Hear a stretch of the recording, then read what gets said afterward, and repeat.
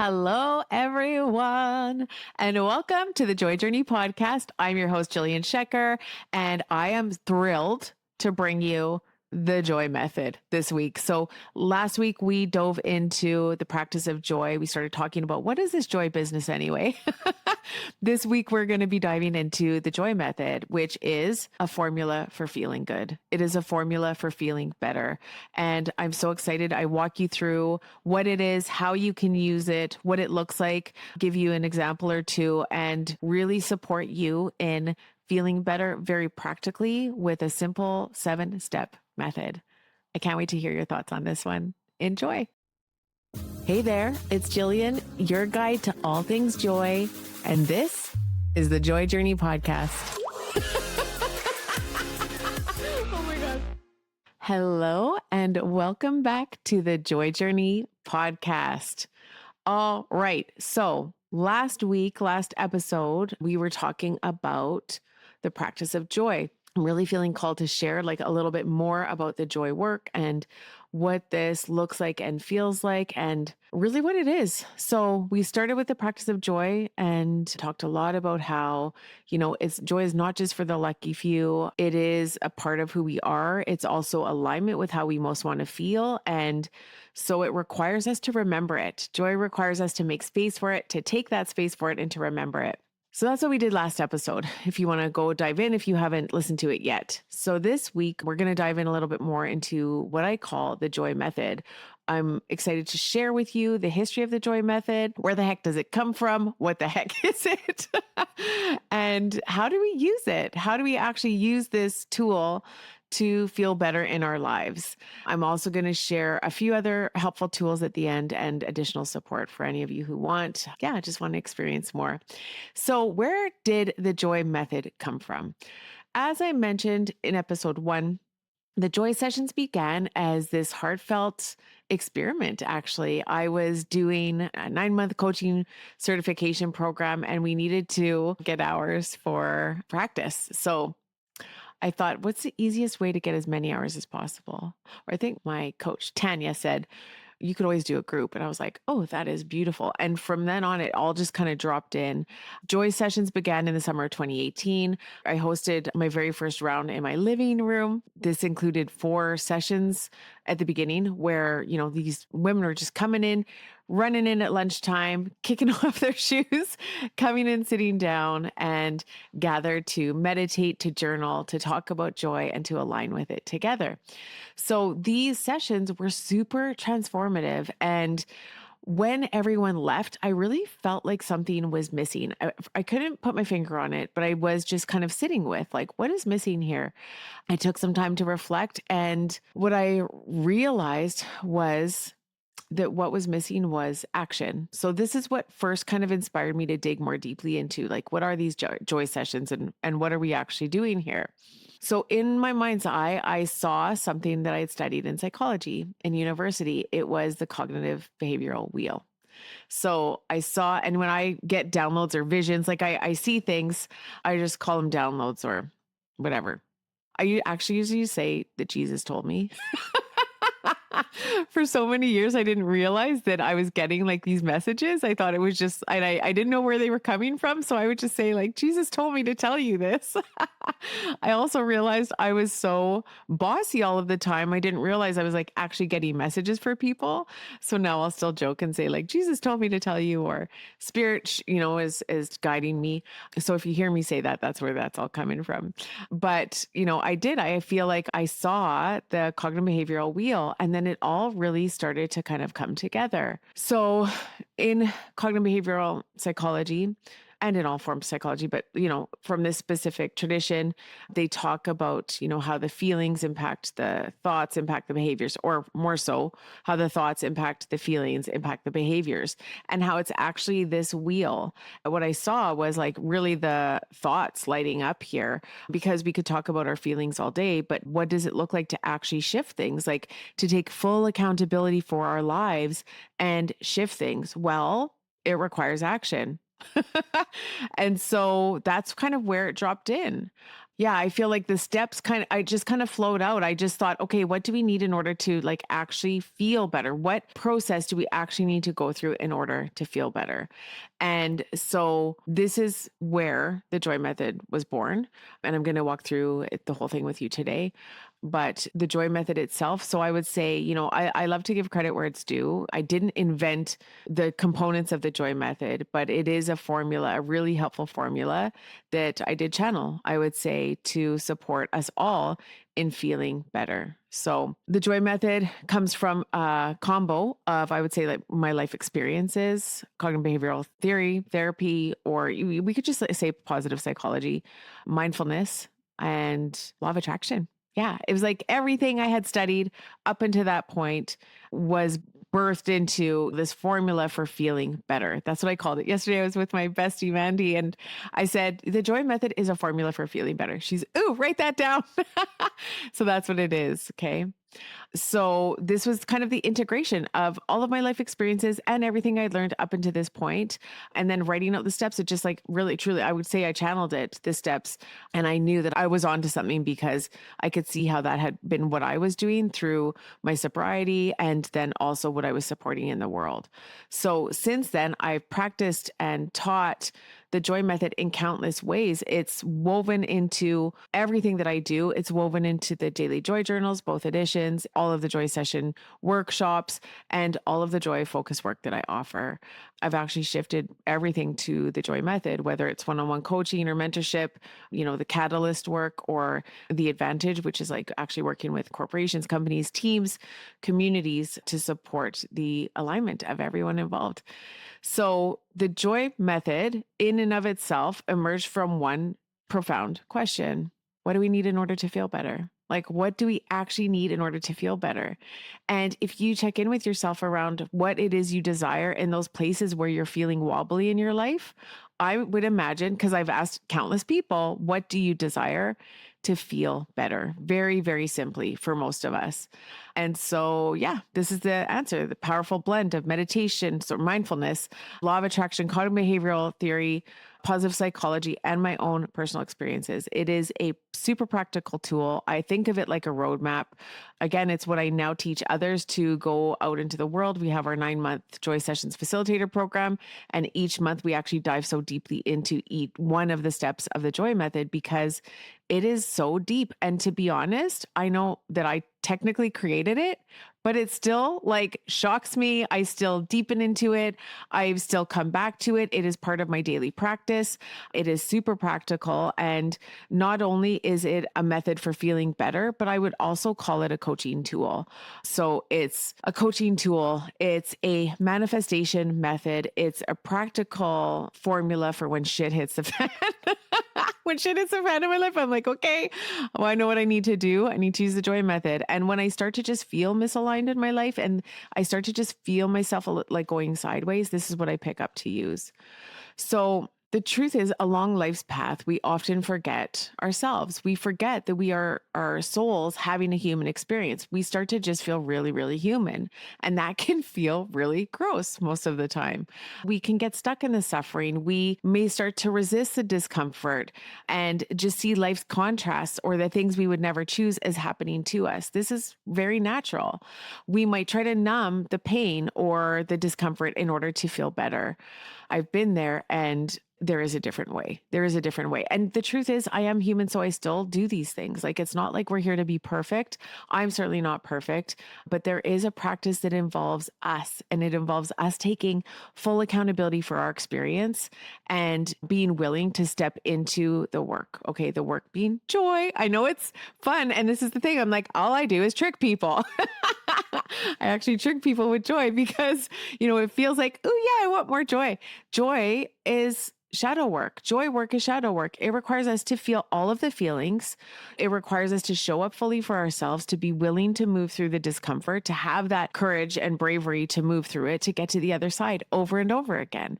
So again, bless us all. Bless us for being courageous enough to show up to actually feel better and feel good, because that, my friends, requires us to participate in it.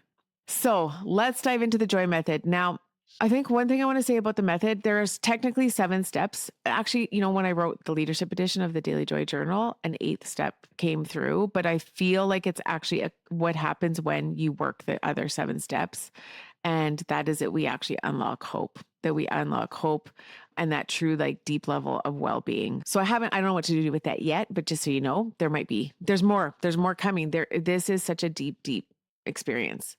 I'm just going to give you the joy method in a nutshell, and then we're going to dive into each step. And then I'd like to give a couple of examples to just make this practical and so that you can actually see how this might work for you in your life and how you could use this tool to actually feel better.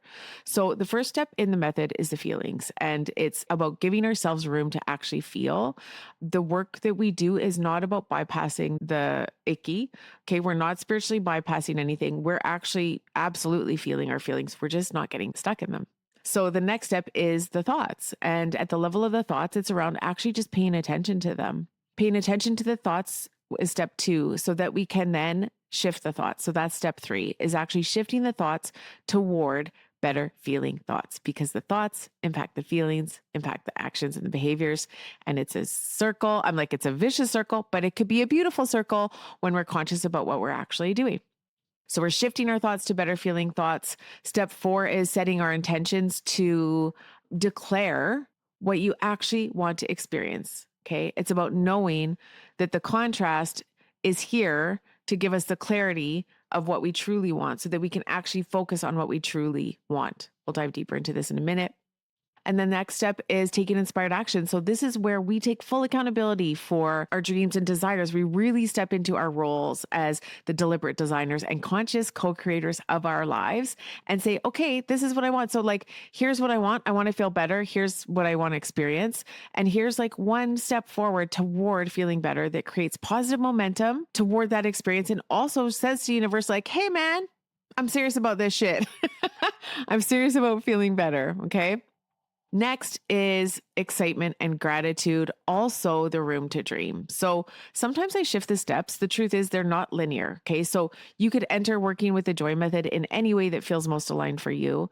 But one of the steps that is so important just all of the time, and I encourage it all of the time, is actually a deep appreciation. Appreciation for not like for what is coming. So allowing us to get into the dreaming and the believing that what we desire is coming to us, that removes resistance and allows for what we desire to happen. It allows for us to feel better and for the things we desire to actually come to fruition for us.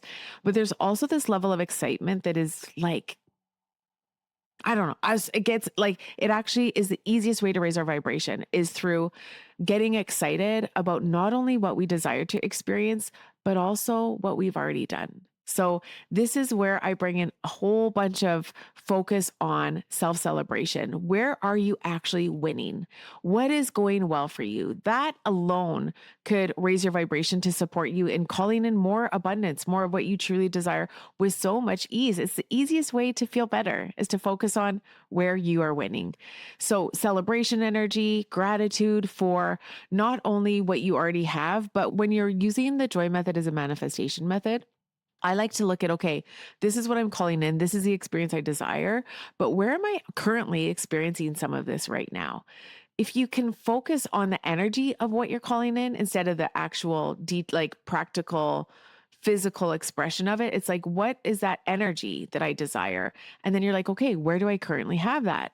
What we focus on expands. So focusing on where you're already experiencing that success or that abundance will raise your vibration and more, and it makes room for more. Okay. Making room for more. That's what we're doing, people. We are making room for more. And then the last step is the trickiest step. And this is trusting that it's coming, like what your desired experiences, they are unfolding. Trust in yourself, trust in others. This is going to be personal to everyone because joy is personal to everyone. So as you're working the method, these things are going to show up for you in a variety of ways. So let's dive in a little bit more fully with step 1. So the feelings, when I got sober, and this was the work that I was doing heavily, oh my gosh, the feelings were so uncomfortable. And I realized it wasn't the alcohol I craved. It was the numbing of the feelings because they were uncomfortable. But when I got sober, I realized how powerful the feelings actually are. And like the truth is, our feelings are our guides. But most of us are so disconnected because of a variety of reasons. I'll do more, shows on the joy method and the steps of the joy method, maybe even a series, because again, I teach a 9-month training in deepening into this in the joy sessions facilitator program. But really, it's around knowing that the feelings are meant to flow through us. So, everything in the world is made of energy. We are made of energy. Everything contains energy. And while we might want to categorize the feelings as good or bad, the truth is feelings are just feelings. Emotions are simply energy in motion. Emotions are simply energy in motion. So they're meant to move through us. What happens for most of us is either we resist the emotion, we resist the feelings, especially the uncomfortable ones, or sometimes we feel them and we grasp onto them. And then we find that that feeling like takes us down. When really, if we could just sit and allow for it to move through or move the energy in a way that works for you, then we get to the other side where joy lives. So, a helpful book that I read when I was getting sober or when I chose sobriety was by Pema Chodron. It's called Living Beautifully. And in the book, she mentions a neuroscientist named Jill Bolt Taylor, Dr. Jill Bolt Taylor, who had a stroke and studied her own recovery. And in this book, in her studies, she found that a feeling actually only lasts 90 seconds. If you take anything away today from this episode, may it be this: that if you were to just simply sit with your feeling for 90 seconds, you would feel better. And it's not to say you're just going to sit with how you feel for 90 seconds and you're going to go from despair to joy, but you actually can feel a little bit better on the other side. Okay. And also honoring the situations in our lives. If you're going through immense grief or loss, again, it's not like you're going to sit for 90 seconds and poof, everything's going to be magically okay. But the practice of allowing for that feeling to move through, especially like allowing ourselves to cry, is so powerful. It's so cleansing and so healing. So that's the invitation here. Our feelings are our compass. So for me, in the work that I teach, alignment requires us to feel, because the only way to know if you're in or out of alignment is how you're actually feeling. You're not feeling good. Okay, what's going on? We dive more deeply. We do the joy method. Our feelings are our compass. And so to live joyfully, we need to be checking in with our emotions regularly, identifying them, feeling them, and then get to the other side over and over again. Okay. The next step is the thoughts. And I don't know why I sang that. So with the thoughts, it's this ability to witness our thoughts, notice ourselves as the witness of our thoughts, not just of the thoughts, because again, I could have a whole other show on this. We all have different aspects, and the thoughts could be, helpful or not helpful. We all have an inner critic or more than one inner critic. And so if you just let the thoughts run rampant, your mind will literally run you. Okay. And I would say like it's going to run you into suffering, because the mind is generally like human ego driven. It wants to keep us safe, which means keep us small, which means fear, which means lower vibration. And then we start to snowball downward. So once you can witness your thoughts and you realize that you're not of them, that like actually you can start to shift them. Okay. And that's where the magic is. This is why meditation. So meditation is part of my daily practice. I recommend it to everyone. It's part of the joy sessions work as well, just to allow for that awareness, to simply allow for that awareness. It's absolutely magical. From a law of attraction perspective, our thoughts are like magnets. Okay. I need to get a pen to show you my demo. So our thoughts are like magnets. And in law of attraction, every subject, everything we're focusing on is like a stick. Okay. So the things that are going wrong or bad, the human mind really wants to focus on. This is the stick of everything that's going wrong. I think of it like a shit stick. Imagine this covered in flies. Gross. Ew, you don't want to be picking up this stick. Instead, we have my beautiful selenite crystal wand. This stick is what we want instead. And so what's happening from a level of law of attraction is the contrast, the things that are going wrong or bad or that we don't want are not here to take us down. Okay. They're here to show us what we want instead. So this is step 3 in the joy method, is shifting your thoughts toward what you want. So the bad, the yucky, the things going wrong that don't feel good. Okay, boom, I see you. And now I focus to what I want instead. So shifting the thoughts to what you want instead is so powerful. You're going to start to create more energy toward what you actually want to experience instead of expanding what you don't want to experience. And it's knowing that like each thing, each focus is a subject. What focus do you want to be looking at? What do you want to be expanding with your magical mind? Okay. I think of it like a unicorn horn. All right. So if you're finding yourself in a negative loop, just pause and ask, okay, what is going on? What is the contrast? Where are my thoughts right now?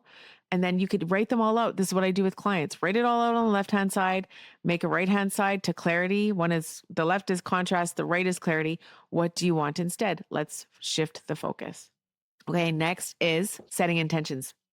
So once you have the clarity of what you want instead, next we want to set powerful intentions and just kind of declare this. Okay. So often for me, this looks like more of an affirmation. You're setting positive intentions for your day or for what you want instead of just saying, here's what I want. It's like, no, I will experience. This is what I'm going to experience today. Focusing on the things that you desire and declaring them is going to give even more positive momentum and positive energy toward what you truly want to experience and what you truly want to desire. Okay. So powerful intention setting. Now, the kicker with this step is that if what we're doing, so from a law of attraction perspective, we have the contrast, the shitty stick, okay, to get the clarity, the magic wand. Now, what if you didn't need the shit stick? What if you could just wake up in the morning and have the clarity of what you want? This is the work that we do in the Daily Joy Journal. Every day asking, what do I want to experience today? For you to set those positive intentions off the hop instead of waiting to have contrast to get the clarity. We can just have the clarity. This avoids so much suffering by just setting powerful intentions each day or in each segment of each day. Again, I can do a whole nother show on this and I very likely will. So the next step is around the action. So I've honored my feelings. I've noticed my thoughts. I've shifted my thoughts to what I want instead. I've set powerful intentions for my desires. And now, what do my desires require? What is one inspired action I can take to move toward what I desire to experience? What is one or however many inspired actions that I could take to claim my role as the deliberate designer of my life, to claim my role as the co-creator of my life and create positive momentum toward these desires to say, hey, universe, I mean business. Okay. I want this desired experience and I'm going to meet you halfway. This feels like it creates powerful momentum because it is like saying like, I'm serious about this. And I honor that I am a powerful force in my own life. Does that make sense? One thing about inspired action, again, it's inspired. Inspired, the word inspired comes from the word in spirit. Okay. In spirit, meaning that it's like, it's guided. It's purposeful. We're not just taking actions all over the place. Okay. We don't want to be in the doing. We actually want to be more in the being. This is what the joy work is all about, is releasing the need to always be doing, stepping more into the being. So the actions that we are taking are purposeful and aligned, and they line up with what we desire, not just doing all the time willy-nilly. Okay. I do not recommend this. We don't need more doing. It doesn't always also mean physical action. I need to make that one clear. So sometimes inspired action, like it could be actually releasing unhelpful belief. It could be releasing some of the doing. Maybe that's what you need to do in order to experience more peace, if that's what you're calling in your life. So just checking in with that and knowing again that you're going to find these little nuances for yourself. This method is here to support you, but it's also very personal. The next step is the excitement step. So this one feels like the excitement about our dreams, our desires, the thing that you're calling in with your inspired action and your focus and your feelings, as well as a gratitude around where am I currently experiencing this thing, but also could I get into the receiving mode? Law of attraction again. Abraham Hicks says we need to get into the receiving mode. And as we do that, we allow for the things that we desire to come in. If we're using the joy method as a manifestation method, which I would say we're always doing because we're always working on, feeling better, which allows the things we desire to come and to meet us. But it's really around where am I currently experiencing this and how can I get excited about what's coming? Trusting that it is coming. If you can dream it, you can be it. It's on its way to you. So instead of focusing on the scarcity of it, or the lack of the thing we desire, we're focused on it is coming. So actually, I'm going to use my mind, my magical wand, to focus on a whole bunch of other things that are feeling good, things that I'm grateful for, to raise my vibration to meet my desires. We also need the room to dream. So this is where I recommend in the practice of joy, taking that time for yourself every single day will allow you to feel better, to set these positive intentions, to dream, to practice gratitude, to clean up your side of the street every day, right? To do your work, to take accountability, and then allow for the magic to happen. So as you do all of this, you're going to begin to feel excited. You're going to begin to feel better and better. You're going to feel like a friggin' joy warrior. Joy warrior. You're going to feel good about your life. You're going to show up in your softness and also your strength and make room for all of these beautiful things to unfold. And as you do this, you start to feel better. You feel the magic. I see it happen all the time in all of my programs. It's like people start to just feel the magic and then more and more and more comes in. Woo, I'm getting excited. Can you hear it? So remember that you're the deliberate designer of your life. As you meet the discomfort, as you see things a little bit differently, as you step into your role as the co-creator, magic starts to happen. The last step in the joy method is trust. And this one, again, is a tricky one. Tricky. It's definitely not the easiest, but it is so powerful. And I want you to just feel into the last time you fully stepped into trust. When was the last time you fully stepped into trust? And what was it? Was it with yourself? Was it with the world? Was it with your life, your partner, your work? Like, where did you step into trust? And what was the outcome of that for you?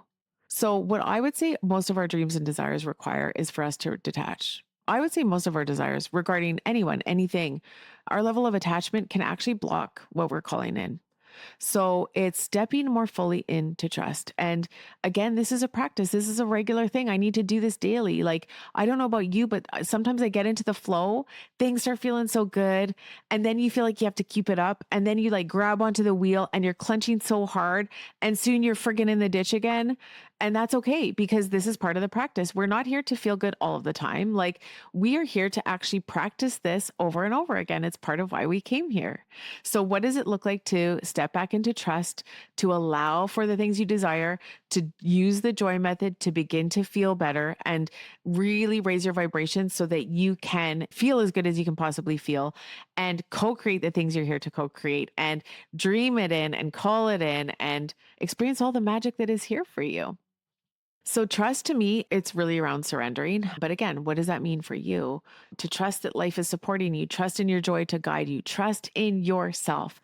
What would your life look like if you trusted that you were supported?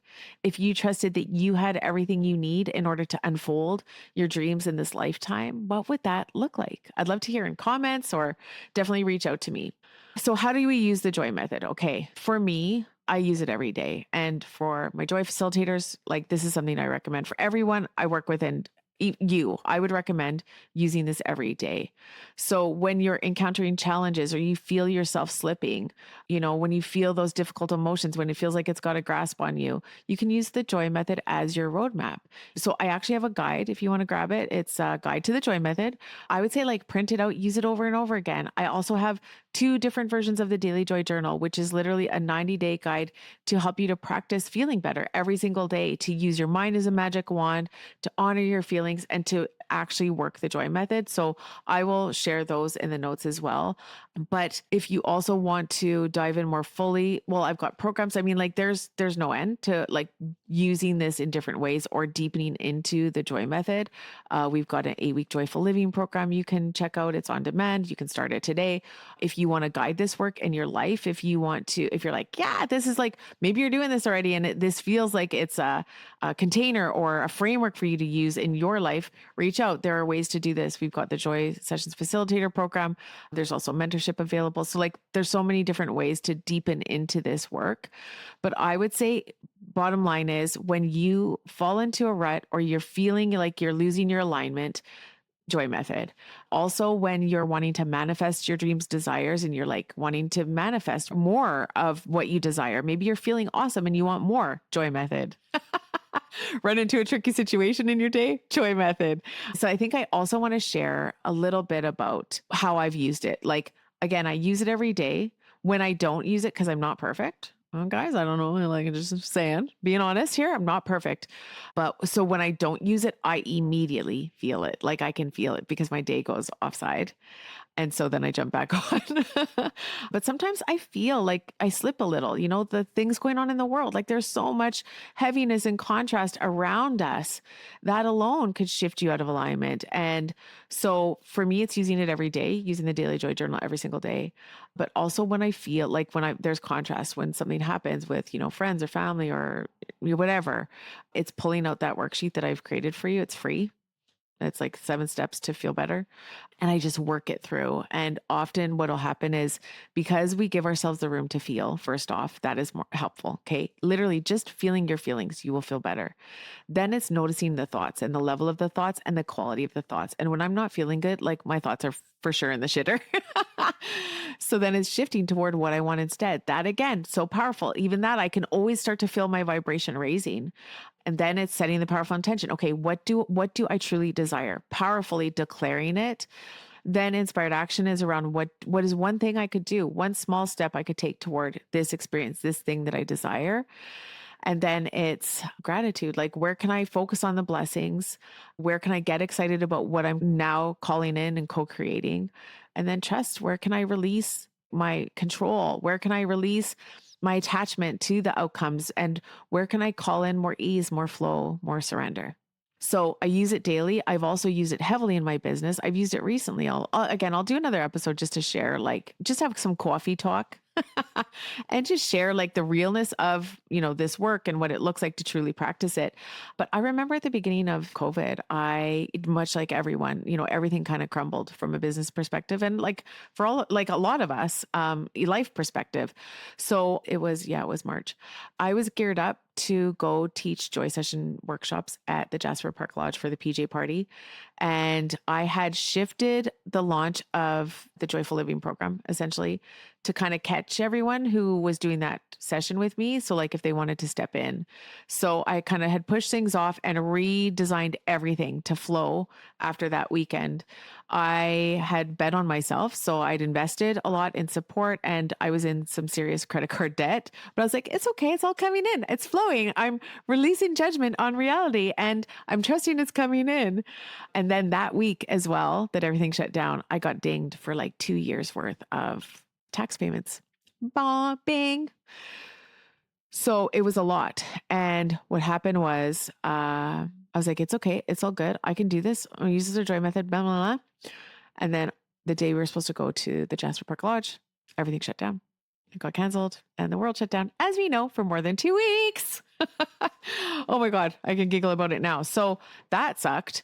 And I was around, I would say about like 20,000 of debt business wise at the time. And it felt like a mountain. And then it was not only that, but like, there was no income coming in. So what I did is what I would, encourage you to do is like, I just took some time actually, because the truth is sometimes you just need to feel. And sometimes it's not just 90 seconds. It took me about a week. And like, people were lovingly trying to help me to feel better and reframing me. But like, I was just like, this just fucking sucks. And I actually just need to feel the shittiness of this before I can joy method myself. Okay. Like I just need to sit here for a bit. So took about a week. And then when I was ready to feel better, which is what is required, like before you do anything to try to feel better, you need to check in, like, do you want to feel better? That would probably be step 0. Okay. Do you actually want to feel better? Then work the joy method. And when I was ready, then I worked it. I felt the feelings. I felt all the sadness, the sorrow, the fear. I allowed for all of it. I wrote it all out. Then I noticed the level of my thoughts, which were in the shitter for sure.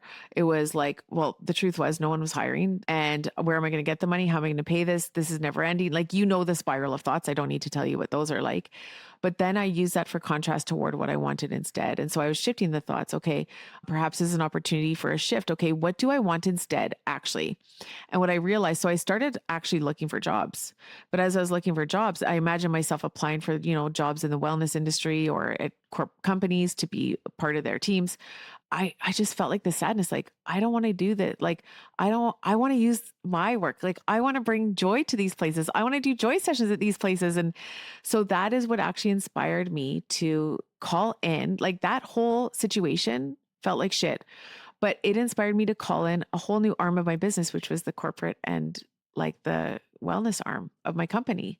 So I started focusing on what I wanted. I started setting intentions. I want to call in, leaders of companies and work with them and their teams and bring joy to the corporate world and communities and bring my methods, my programs to other places.